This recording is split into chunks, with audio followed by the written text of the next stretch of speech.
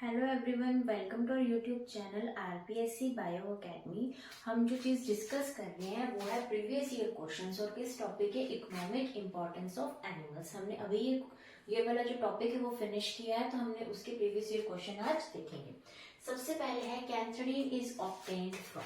किसकी बात कर रहे हैं हम? कैंथरीन। कैंथरीन हमने पढ़ा था इकोनॉमिक इंपॉर्टेंस ऑफ इंसेक्ट में, और उसके अंदर हमने पढ़ा था कि जो कैंथरीन ऑयल है वो हमारे हेयर के लिए एक अच्छा टॉनिक है। अगर हम इसको अपने हेयर पर लगाते हैं तो ये हेयर्स को स्ट्रॉन्ग बनाता है और ये ग्रे हेयर की प्रॉब्लम को भी सॉल्व करता है। और ये जो कैंथरीन ऑयल है ये ब्लिस्टर बीटल से मिलता है। हमने ये चीज डिस्कस की थी और ये भी कहा था कि इस कैंथरीन ऑयल को हम जो है ऑनलाइन बाय भी कर सकते हैं। ऐसी कुछ कंपनीज हैं जो कैंथरीन ऑयल को सेल करती हैं, हमने इसके बारे में पढ़ा था। फिर सेकंड क्वेश्चन है which pair is not correct. इनमें से ऐसी कौन सी पेयर है जो करेक्ट नहीं है?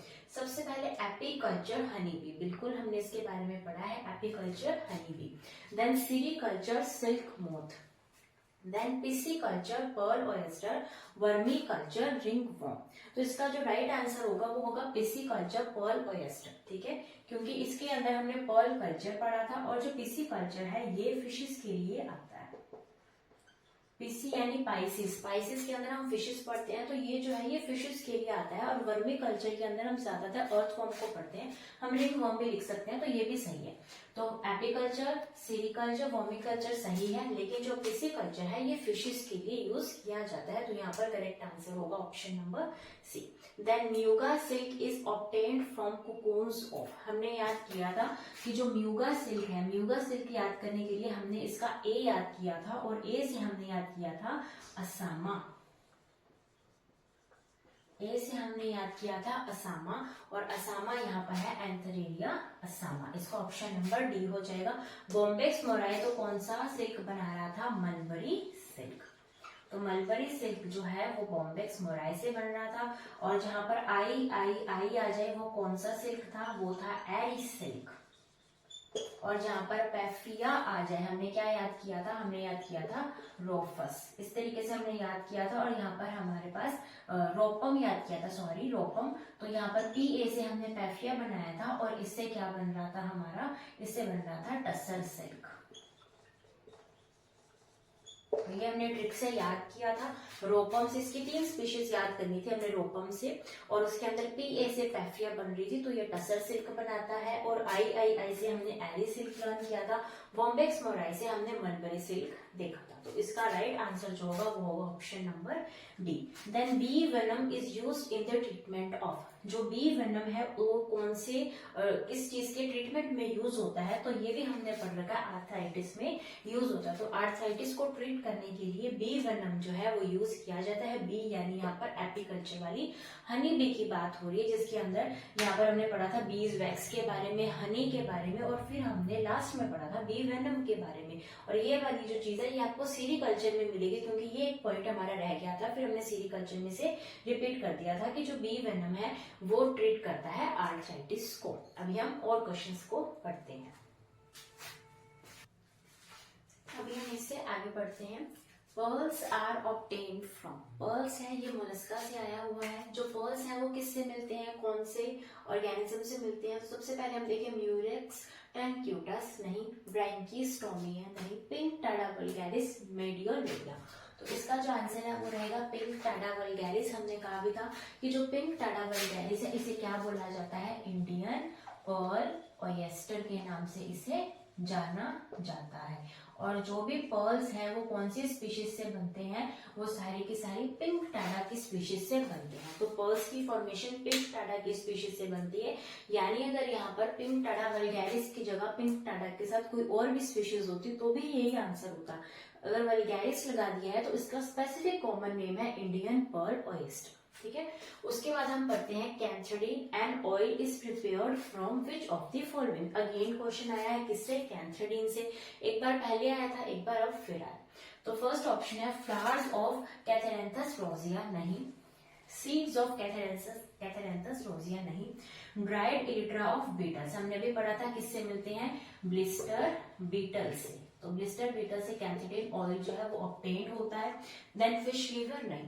तो इसका आंसर रहेगा सी, ड्राइड इलिट्रा ऑफ बीटल्स। या फिर अगर हमें इतना भी पता होना चाहिए कि ब्लिस्टर बीटल से ही हमें कैंथेड्रिन ऑयल मिलता है, जो कि हमारे हेयर के लिए यूजफुल है, तो हम सीधा इसको टिक कर सकते हैं।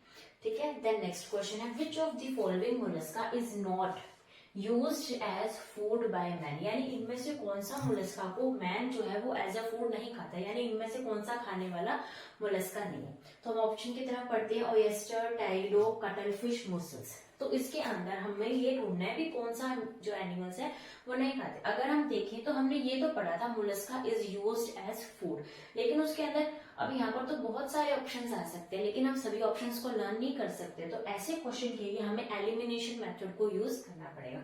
ओयस्टर को हमने पढ़ा था, तो ये तो ऑप्शन हमारा नहीं हो सकता। फिर हमारे पास है टेरिडो, कटलफिश एंड मुसल्स। अब इसके अंदर हमने पढ़ा था कि जो टेरिडो है इसे शिपवर्म कहा जाता है, ये डिस्ट्रक्टिव टाइप का मोलस्का है, ये डिस्ट्रक्टिव है। ये जो हमारी जो वुड की बोट्स होती हैं उनके अंदर बोर कर देता है, जिसकी वजह से जो लकड़ी की बनी नाव है वो सिंक कर जाती है, वो डूब जाती है। यानी ये जो सिंक कर रही है, ये उसको डूब रहा है, ये हमने डिस्ट्रक्टिव इसके नेगेटिव इफेक्ट्स में पढ़े थे। तो ऑब्वियस है कि इसको यूज एज फूड नहीं किया जा सकता, इसको खाया नहीं जा सकता। तो यहाँ पर अगर हम यूज करें तो हम इसको टेरिडो को यहाँ पर हम टिक करेंगे, क्योंकि ये कैसा मोलस्क था, डिस्ट्रक्टिव मोलस्क था। तो अपने आप ही ये आंसर हो जाएगा, क्योंकि बाकी सबको हम खा सकते हैं। देन आएगा पॉजिटिव ऑर्गेनिज्म ऑफ फिलियारिसिस इज, ये भी हमने पढ़ा था इंसेक्ट के अंदर कि जो फिलियारिसिस है वो किसके द्वारा किया जाता है। तो फिलियारिसिस के लिए जो पॉजिटिव ऑर्गेनिज्म है वो है वुचेरिया ब्रैंकोफोटाई, एस्कैरिस, ट्राइकिनेला स्पाइरालिस एंड ट्राइक्यूरियस ट्राइक्यूरा। तो इसका जो आंसर रहेगा वो रहेगा वुचेरिया ब्रैंकोफोटाई। तो वुचेरिया ब्रैंकोफोटाई से जो है फिलियारिसिस या फिर एलिफेंटियासिस होता है, और इसका जो वेक्टर होता है वो कौन होती है, क्यूलेक्स होती है। तो जो क्यूलेक्स है वो क्या होता है, क्यूलेक्स इंसेक्ट इसका वेक्टर की तरह वर्क करता है, और जो ऑर्गेनिज्म है वो है वुचेरिया ब्रैंकोफोटाई, और ये क्या कॉज करती है, फिलियारिसिस या फिर एलिफेंटियासिस। तो ये हमने उससे आगे के क्वेश्चंस पढ़े, अब हम इससे आगे चलते हैं। तो अभी हम देखते हैं नेक्स्ट क्वेश्चन, हनी बीज venom is used for the treatment of. ये क्वेश्चन पहले भी आ चुका है और वापस मिल रहा है, हनी बी का वेनम किस चीज के लिए यूज किया जाता है, किसे ट्रीट करता है, तो ये ट्रीट करता है आर्थराइटिस को, हम ये पढ़ चुके हैं। Then which of the following insect is not a pest of stored grains. तो हमने ये क्वेश्चन जब मैंने ये करवाए थे, मैंने आपको तब भी बताया था कि यहाँ से एक बार क्वेश्चन उठ चुका है, तो अभी पॉसिबिलिटी है कि वापस से अगर अच्छा क्वेश्चन बनेगा तो यहाँ से उठेगा।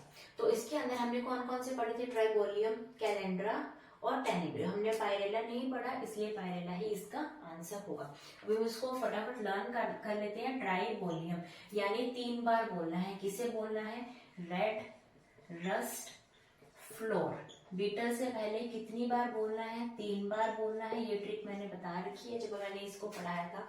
Red, rust, flour, beetle, beetle से पहले 3 बार बोलेंगे तो बीटल का नाम बनेगा, इसलिए ट्राइगोलियम। उसके बाद हमने देखा था कैलेंड्रा। कैलेंड्रा के अंदर हमने बोला था कि जो कैलेंडर को देख के हमें क्या बनाने चाहिए, राइस बनाने चाहिए। देन राइस वीवर, या तो कैलेंडर देखो या फिर सीतों से पूछो। तो कैलेंडर और सीतों से पूछकर हमें राइस बनाने चाहिए, तो इसका क्या था, राइस वीवर। देन टेनेब्रियो यानी कि 3 ब्रो किसके, येलो के। येलो के कितने ब्रो, 3 ब्रो। ये हमने याद किया था येलो मीलवर्म का। तो येलो मीलवर्म यानी येलो के कितने ब्रो, 3 ब्रो। तो हमने ये याद किया था। और इसी के साथ जो प्रीवियस ईयर क्वेश्चंस थे जो मुझे मिले वो मैंने सभी यहाँ पर डिस्कस किए हैं, इकोनॉमिक इंपॉर्टेंस ऑफ एनिमल्स की। उसके बाद अब हम नए टॉपिक के साथ मिलते हैं। Thank you.